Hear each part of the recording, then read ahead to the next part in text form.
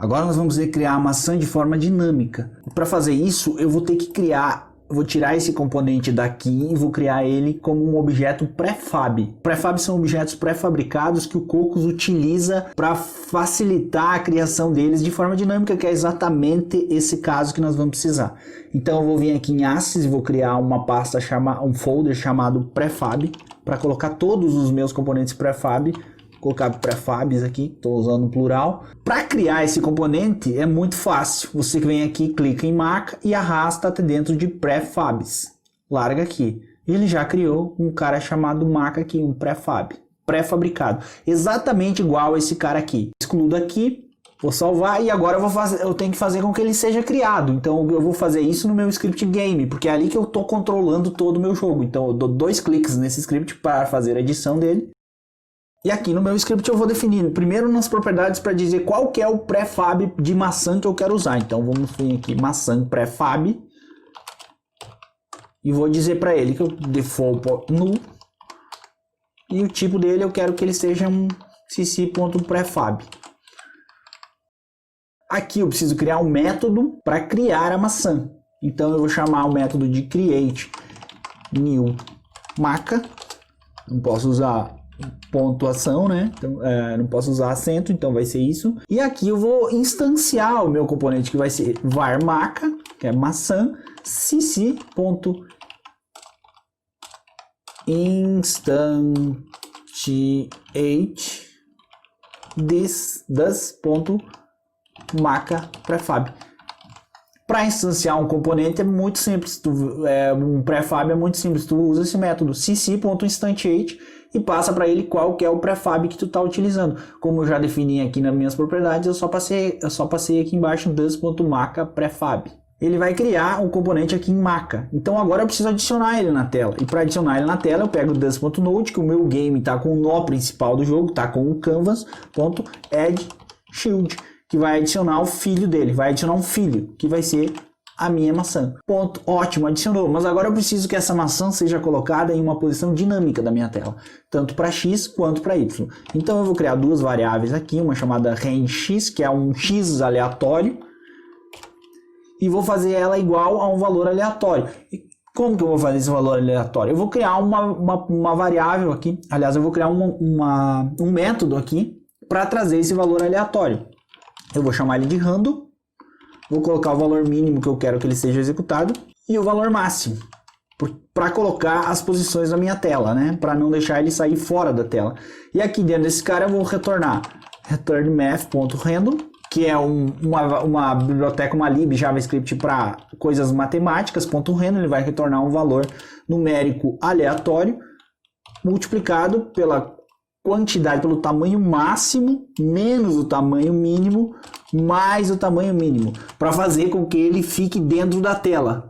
Ficou confusa essa parte aqui? Ficou um pouco confusa, mas é simples se nós pararmos para pensar. Porque eu quero que ele pegue um valor aleatório e ele seja multiplicado pelo valor máximo da minha tela, que é a posição máxima menos a posição mínima, e adicione o valor mínimo a esse cara aí. Expliquei e falei a mesma coisa, né? Tudo bem, vamos compreender, vamos acreditar que esse método está fazendo certo. Aí eu venho aqui de novo em var rangex e coloco random, passando um valor mínimo, que é 0, que é a minha tela, e o valor máximo, this.node.width, que é a largura da minha tela, menos this.node.width dividido por 2, que é a metade da tela. E para y eu vou fazer a mesma coisa, só que usando as outras variáveis aqui. Que seria a altura. E aqui também, menos a metade da altura dele. Aqui embaixo eu vou definir um vetor de posições para esse cara aqui, cc.v2, que é uma forma de instanciar um vetor, passando os dois valores, x e y para ele. E aqui vou definir para o meu componente maca qual é a posição dele. Set position, que é esse vetor que eu acabei de criar aqui. Que ele vai fazer, vai definir a posição para ele. Eu vou adicionar mais uma coisa aqui, que é maca.getComponentMaca, que é um script da maçã, ponto game igual a does.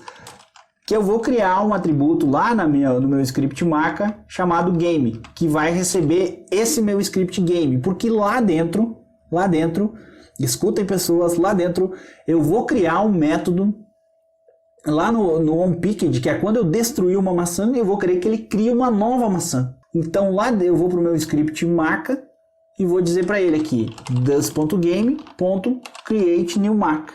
Excluiu a minha maçã? Cria outra para mim, por gentileza. Ele vai fazer isso. E agora eu só preciso iniciar tudo isso aqui, que eu preciso criar uma maçã no começo do jogo. Então aqui em onload eu vou adicionar aqui um does.createNewMarca, que vai criar uma nova maçã quando o jogo iniciar. Vou voltar para o Cocos Creator, vou definir o atributo aqui, selecionar Canvas e definir o atributo marca, qual que é o meu prefab, venho até aqui em Assets, pego o arquivo do prefab e arrasto até essa propriedade aqui, salvo o meu jogo e vou executar para ver se doesGame está funcionando. Não apareceu a maçã aqui. Vou voltar para o meu script para ver qual é o problema. Vou dar uma olhada aqui nisso que eu mexi agora. Aqui, isso aqui está bem claro. O método é dentro da minha classe, então eu preciso colocar um does para identificar ele.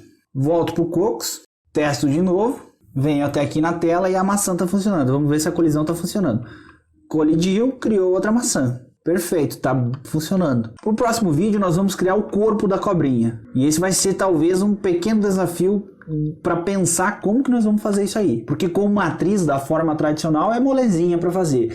Agora dessa forma um pouco mais dinâmica é um pouco mais complexo. Mas tudo pode nessa vida, né? Então falou galera, obrigado por assistir, espero que tenham gostado. Abraço e até a próxima.